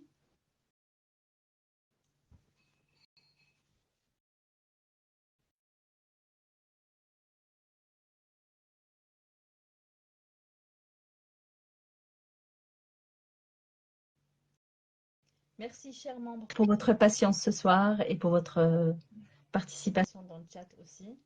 Nous attendons juste que notre cher écrivain, Monsieur El Mehdi Barkani, se connecte de nouveau pour pouvoir terminer le live. Oui, Rachid Mimouni, effectivement, Rachid Mimouni, il avait écrit Tambeza. J'aime beaucoup les écrits de Rachid Mimouni ainsi que sa façon de parler quand il est dans les débats. J'ai écouté à plusieurs reprises des interviews de Rachid Mimouni avec Bernard Pivot, par exemple. Il honore parfaitement la langue française parlée par les Algériens, je le dis. Donc, il parle superment bien et il a une plume. Donc, Ali Rachid Mimouni pour ceux qui n'ont pas encore lu. Monsieur Mehdi Barkani, est-ce que vous arrivez à demander accès?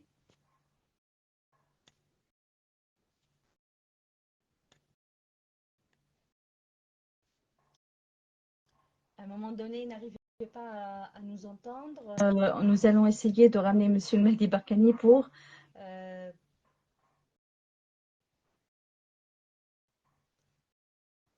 Oui, Monsieur Mehdi Barkani, essayez s'il vous plaît de demander accès via le petit bonhomme pour que vous puissiez monter en direct dans le live, s'il vous plaît.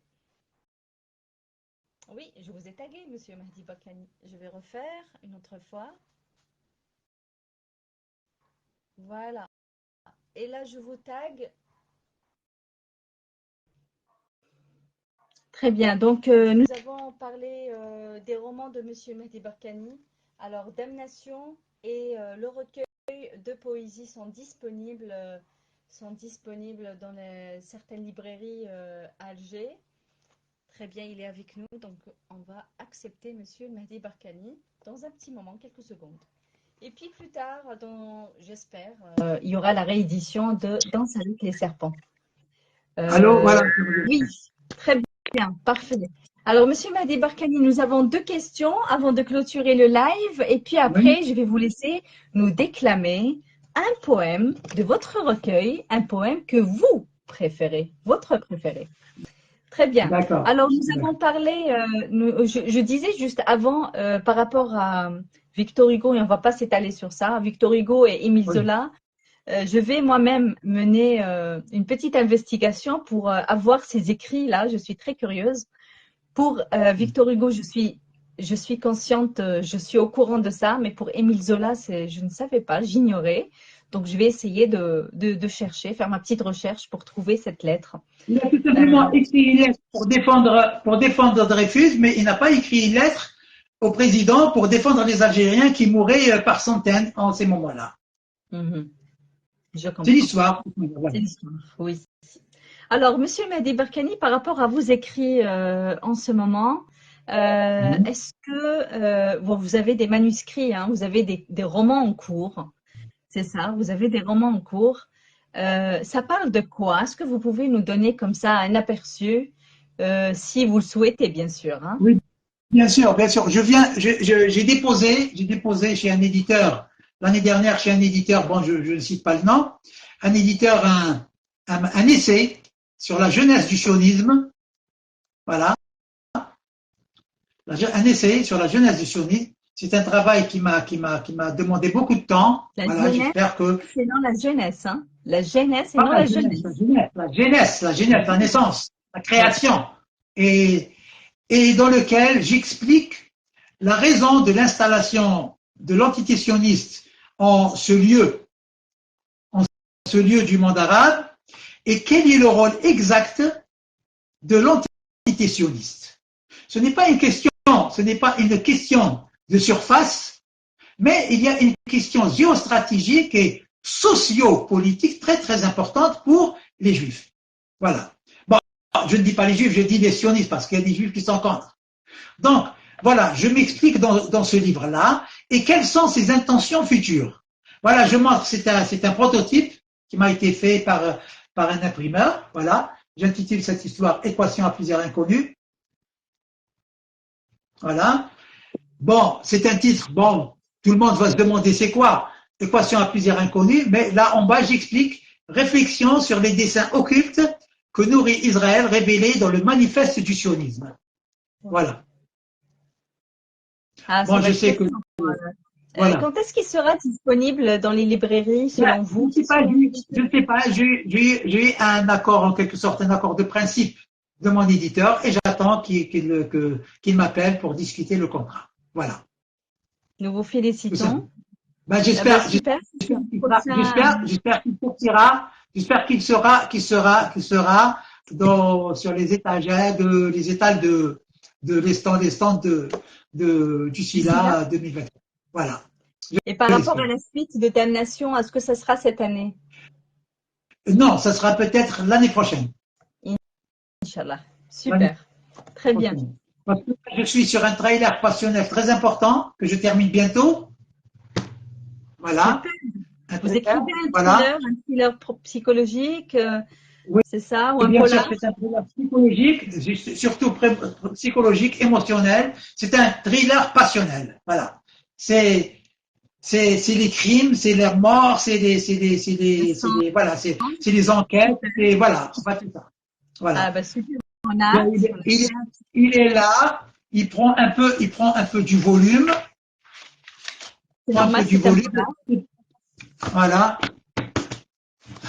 C'est normal, c'est un thriller. Tous les thrillers prennent du volume. Ouais. Nous avons très hâte de découvrir je suis dessus, voilà. Encore peut-être 2 ou 3 chapitres et il sera terminé. Nous vous félicitons. Nous avons très hâte de découvrir encore une fois les ouvrages. Je suis sur un roman d'espionnage carrément, inspiré aussi de faits réels. D'accord. Voilà, un roman d'espionnage inspiré de faits réels. Et je termine aussi la suite de Damnation que j'intitule Entre l'ombre et la lumière. Entre l'ombre et la lumière. Et j'ai aussi, attends, si vous voulez, j'ai aussi un ensemble de petites histoires, de nouvelles, voilà, et de la poésie, j'en ai beaucoup, je ne sais plus quoi en faire, voilà.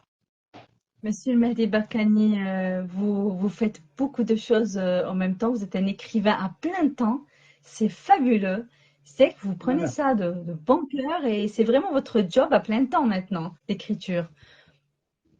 Bon, ça prend beaucoup de mon temps, oui. Ça prend beaucoup de temps, effectivement. Et de la santé. Oui, pardon. Ben, merci. J'ai dit et de la santé aussi. Quand on ne dort pas toute la nuit, ça a des conséquences. Hein. Voilà. Je comprends. Voilà. Je comprends ça. Alors, Monsieur Mehdi Barkani, franchement, nous sommes. Oui, il y a un décalage. Allez-y. Voilà, le décalage. Je dis comme je suis pas fumeur pour pouvoir veiller, donc je me bourre de café noir et voilà. Mais vraiment à la Balzac, hein. Voilà. Vraiment, vous veillez avec du café noir jusqu'au matin pour écrire. Oui. Bravo, monsieur Mehdi Barkani. 3 tasses de café pour que je puisse tenir. Nous avons très hâte de découvrir déjà le nouvel ouvrage qui sera disponible, nous espérons, cette année lors du SILA. Et puis la suite de Damnation, ça sera pour l'année prochaine, j'espère, le premier trimestre de 2025, nous espérons. Et puis vous avez encore un polar, donc un thriller et un livre d'espionnage en cours. Plus des recueils de poèmes, dans un recueil plutôt de poèmes. Vous écrivez aussi de la poésie. Et une chose, oui. Oui, oui, il y a une chose, c'est-à-dire parce que vous avez parlé de plusieurs choses, plusieurs écrits à la fois. C'est vraiment un défaut, hein. Vous savez, ça s'est imposé en moi. Je me suis retrouvé en train d'écrire 2 livres et puis un troisième. Et puis là, c'est une chose que je déconseille aux gens. Il faut prendre un seul roman, le finir, mettre le point final pour attaquer un second. Mais là, écrire 2, 3 livres à la fois, c'est pas amusant du tout, hein. C'est pas amusant du tout, hein. On se lève plusieurs fois dans la nuit parce qu'on aurait terminé, peut-être, j'aurais terminer la partie, le chapitre ou le paragraphe, parfois juste un paragraphe, avec le thriller, que voilà que je me lève de la nuit pour écrire quelque chose sur le roman d'espionnage. Et sur celui de, ou sinon sur celui de l'autre, de la suite de Damnation.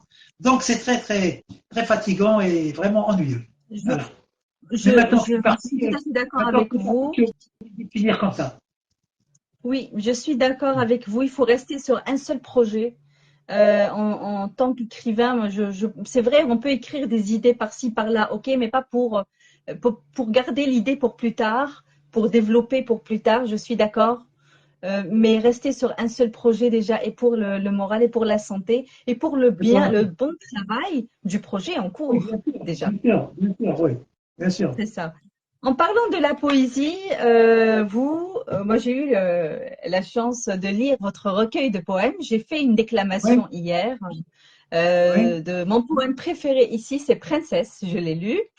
Et oui. sous la demande de Monsieur Faisal Medjahed ici présent, j'avais fait une déclamation d'un autre poème. Je vous laisse pour la clôture de ce live. Oui. C'était agréable vraiment de discuter, de challenger avec vous ce soir. Je vous Oui. laisse clôturer avec une déclamation donc d'un poème préféré, celui que vous préférez dans ce recueil. Et vous allez nous dire aussi pour qui, si vous voulez bien sûr, pour qui il a été écrit, si vous le souhaitez. Eh ben, je vais vous lire un poème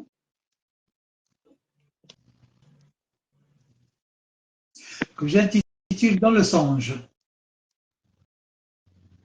Dans le songe, c'est en dernier, c'est l'avant-dernier. C'était le dernier, je ne sais pas, l'éditeur a changé, l'a mis comme avant-dernier, ce qui n'a rien à voir avec avec ce que j'avais écrit auparavant. Voyez-vous, donc, bon, je sais pas, il a mal classé. Voilà, c'était le dernier poème. Normalement, il aurait dû être le dernier poème du recueil. Donc voilà, dans le songe. Bon, c'est un poème que je peux dire, déclamer par cœur, mais je préfère le lire comme ça, je n'oublierai pas, je n'oublie rien. Voilà, il se peut que j'oublie quelques vers ou quelques mots.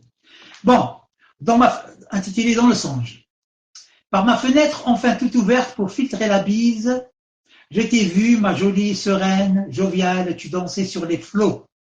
Toi, ma reine, tu me souriais, sous tes pieds la mer se brise, en perles argentées, qui scintillent et brodent les noirs îlots. Les hirondelles voltigent, jasent, puis plongent tour à tour, ta main sur les Andes et tu changes la couleur de l'eau. Amoureux, joyeux, je t'admire envieux du haut de ma tour, je tape sur ma guitare sèche d'où s'échappe un bel écho. Soudain, des gouttes de pluie picotent le vitrail, ma fenêtre, telles les pépis en diamant et de la neige en copeaux. Un bonheur m'habite, puis vint une sensation de bien-être, tu m'envoûtes par le charme et par le regard noir corbeau. L'ouïe et l'œil se disputent encore ton beau rire de noblesse, c'est par ton nom régalien que Dieu t'en fait cadeau. Voyant, je suis ton preux chevalier, ô mon altesse, je suis là, je me hisse, je te couvre de blanc manteau. Tu es mon clair de lune, reflet de l'eau, tu es le rayonnement, je te donne mon cœur, je t'en fais manoir, ton berceau. Voyant, je suis ton preuve chevalier, tu es mon clair de lune, reflet de l'eau, tu es mon rayonnement, je te donne mon cœur, je t'en fais manoir, ton berceau. J'ai rêvé quand ton âme amour erré affranchie pleinement, je tanguais tel le voilier sur la houle au chant des matelots. Ton amour doux coule sur moi comme d'ignelle fontaine, tu pars puis tu reviens, tu apportes une nouvelle eau. Tu mets de l'air à ma terre puis tu sèmes une autre graine, par ton soleil elle s'enjolive telle la fleur sur le coteau. Puis je me tais, je me laisse passer des jours sans parole, ton exclamation de rage amoureuse comme c'est beau. Tes méchants appels me dirent ton ennuyeux ras-le-bol. Tombe sur moi comme d'une nacelle glacée, farcie d'eau. Belle ma perle, susceptible, sujette à tes pentes colères. Irrité, tu passes du charme à tes hors-de-gants infernaux. Ta fougue ne tient qu'un instant, puis t'enfouis m'étoffère, puis tu étales ta douceur, tel l'arbre sévère rameau. Comme un beau paysage, ton visage en ce doux printemps porte la beauté du jour, la bonté de l'ange venu d'en haut. Chérie, je t'apprécie, je te veux toujours, je t'aime tellement. Tu éclaires, tu mets à ma route la lueur de ton flambeau. Tu rentres chez moi un soir pluvieux de saison d'automne. Tu habites une pièce qu'abritait alors juste un rideau. Douce ma chère, tu me fais royale, tu me coiffes de couronne. Tu ornes celle-ci de nos enfants comme de beaux joyaux. Voilà. Waouh! Waouh! C'est un Alors, poème un qui était sublime dédié poème. à mon épouse, Ouais. la mère, voilà. Voilà. Eh ben, je comprends pourquoi c'est votre préféré. Donc, Malika Salar qui vous dit sublime, sublime poème. Elle a beaucoup de chance, votre muse. Voilà. Donc, c'est très, très beau, très, très touchant. Monsieur Armar Khanouf qui vous dit, quelle mémoire, j'oublie mes poèmes dès que je les termine. Non, Omar Khanouf aussi, il écrit très très bien. J'ai beaucoup apprécié ces deux livres, et qui a eu la gentillesse d'ailleurs de me les dédicacer. Et moi, je l'encourage. Moi, j'attends le troisième tome. Moi, je sais qu'il y a une suite quelque part. Je ne sais pas s'il est en train de l'écrire. Oui. Je vois sa photo là, donc il est en train de nous écouter. Donc moi, c'est Omar. Moi, je te demande d'écrire encore le troisième tome. Qu'est-ce qu'il devient? Qu'est-ce que tu deviens? Il faut le finir. Hein. Il ne faut pas nous couper sur notre attention. Voilà. Je Voilà. suis tout à fait d'accord avec vous. Il a écrit une très très belle Et duologie. puis, c'est un charmant garçon que j'ai eu l'honneur de connaître. Voilà. Voilà. Monsieur Andy Barkani, merci beaucoup. Je vais clôturer sur une seule question. Nous avons parlé de l'écriture, nous avons parlé de la lecture, nous avons déclamé de la poésie. Et puis, une dernière question pour mieux connaître Monsieur El Mehdi Barkani, qui est à la base donc responsable de gestion. Donc, vous étiez un gestionnaire. Et puis ensuite, vous avez basculé vers la littérature. Je ne vais pas dire basculer, c'était en même temps, mais maintenant que vous avez plus de temps, vous êtes à temps plein dans l'écriture. Qu'en est-il de la musique, selon Malika Salah? Donc, est-ce que vous aimez de la musique? Vous êtes musicien? Ou il y a quelque chose que nous ignorons, peut-être? Nous souhaitons découvrir ce soir par rapport à votre hobby, peut-être. Quelqu'un a dû vous souffler un mot à l'oreille, là, c'est certain. C'est certain. Malika, ben, si je l'attrape, je lui dirai un mot, hein, parce que je sais qui est-ce qui a dû lui dire cela. Voilà, je sais qui a dû lui dire. Ben, à un moment donné, oui, comme on était jeune, ben, au lycée, on apprenait l'anglais. Et je commençais à maîtriser. On avait un bon professeur, c'était un hindou, dont le nom était Mounissa Wissami. Je lui rends hommage. C'était un hindou, Mounissa Wissami, qui nous apprenait l'anglais. Eh bien, voilà, on était stupéfaits devant sa manière. Bon, maintenant, je comprends, mais quand on était jeune comme ça, vous savez, j'étais en troisième, quatrième, je ne sais pas quand est-ce qu'on a commencé l'anglais, je crois en troisième, c'est-à-dire ce qui est la 9e année aujourd'hui. Bon, moi j'étais au lycée. Donc, il nous surprenait, il prenait un livre en anglais, il prenait un livre en français, il le lisait en anglais. C'était quelque chose d'extraordinaire. Et puis pour nous faire bien assimiler l'anglais, il nous apportait des disques. Voilà, des 33 tours, des 45 tours, des disques de chanteurs anglais, tel Elvis Presley, tel Tom Jones, comme Ray Charles, surtout la musique de rock, qui était très difficile à capter.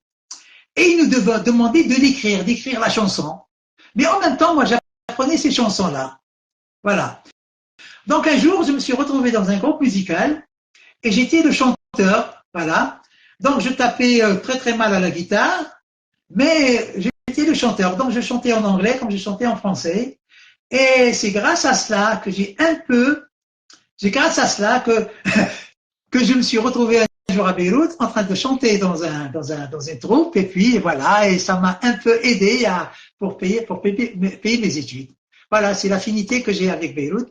C'était une ville très très belle que j'aime, que c'est la ville que j'ai pleuré en la quittant. Bon, par la suite, j'ai eu l'occasion de retourner. D'ailleurs, j'y étais dernièrement.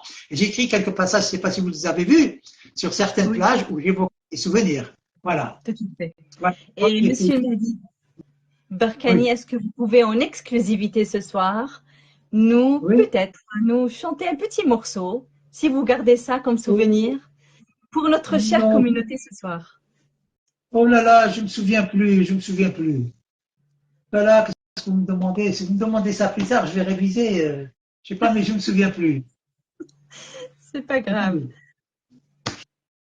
Je me C'est sûr souviens que vous plus, je me gardez, souviens plus. Vous est-ce savez, que vous ça gardez, fait très est-ce que longtemps, vous plus de gardez 40 ans quelque que je n'ai pas chose? chanté, que je n'ai pas joué à la guitare, donc voilà, Même en voilà. français, pas Donc, forcément en anglais, puisque vous étiez chanteur quand même, hein, il faut le dire.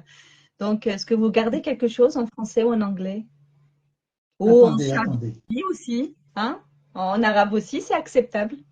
Bien sûr, vous avez été à Beyrouth, En il y a de arabe, belles oui, j'ai chanté chansons. en arabe. أهواك وأتمنى لو أنساك أهواك وأتمنى لو أنساك وأنسى روحي معاك إلى آخره. Voilà, c'est une chanson d'Abdelrahim Abad. Voilà. Donc, et puis j'avais chanté aussi. Euh, enfin, je me souviens plus. Je me souviens plus. Euh, Bissat Reh, que je ne chante plus, que je ne veux plus chanter d'ailleurs. Je n'aime plus chanter Bissat Reh. Je ne sais pas son sens. Bissat Reh, c'est une chanson que j'ai détestée par la suite parce que, je sais pas, il y a une fibre nationaliste qui me fait. Dans Bissat Reh de Farid al-Atrash, je le dis, lorsqu'on chante Bissat Reh, ce Bissat Reh, le tapis volant, ce Bissat Reh s'était posé partout dans les pays arabes. Mhm. Il ne s'est pas posé en Algérie. Voilà. Et j'ai appris qu'en ce temps-là, des gens qui maîtrisaient un peu le sens de la musique, qui étaient des musicologues et qui maîtrisaient un peu le sens de cette poésie-là, Oui, lui en aient voulu et ils lui ont interdit de venir chanter en Algérie. Voilà. d'accord, d'accord. Merci Sinon, je beaucoup la pour chante très bien, mais je préfère ne l'anecdote. pas la répéter, l'interpréter aujourd'hui. Eh ben, Je sais pas, j'espère lors du prochain live, vous allez bien sûr, si vous le souhaitez, être présent, nous faire l'honneur d'être présent pour parler de votre prochain oui, nouvel ouvrage, j'espère. Inch'Allah, Et puis, vous aurez le temps d'ici là de nous revenir avec une chanson. Voilà. Ce sera ça le Inch'Allah, cadeau Inch'Allah, Inch'Allah, pour Inch'Allah, nos membres, pardon, pour notre communauté. Inch'Allah. Voilà. Merci beaucoup. Voilà. Merci, chers membres. S'il y a des questions qui n'ont pas eu de réponse, Monsieur Mehdi Barkani prendra le temps pour vous répondre dans le chat ultérieurement. Et puis, merci beaucoup à tous les présents. Merci à vous, Monsieur Mehdi Barkani, de nous honorer ce soir. C'est moi C'était qui un vous honneur de remercie. discuter avec vous. Merci C'est moi qui beaucoup. vous remercie et je remercie toute la population de votre groupe, toute la communauté, d'avoir eu la sympathie de venir m'écouter. Voilà. Oui. Donc, voilà, Merci c'est ce que. beaucoup. Merci Merci. à Merci. tous. Nous vous encourageons à continuer d'écrire, Monsieur le Mehdi Barkani. Je confirme, vous avez une excellente plume. Alors, on disait tout à l'heure, Danse avec les serpents, c'est un livre qui sera réédité prochainement, espérant donc que nous aurons la communication par rapport à ça et nous vous informerons où est-ce que nous allons trouver voilà, cette nouvelle édition. Danse avec les serpents. Et puis, Damnation, histoire vraie, avec le recueil de poèmes. Nous venons d'écouter la déclamation de poésie par Monsieur le Mehdi Barkani et Damnation sont disponibles dans certaines librairies à Alger. ENAG. Des Oui, librairies. ENAG, Oui. effectivement. Tout à fait. Merci beaucoup, Monsieur Mehdi Barkani. Merci à tous les présents. Je vous souhaite une excellente soirée et à très bientôt. Au revoir. À bientôt, Inch'Allah. À très bientôt. Merci à tout le monde. Merci à toi aussi. Voilà. Merci. Au revoir.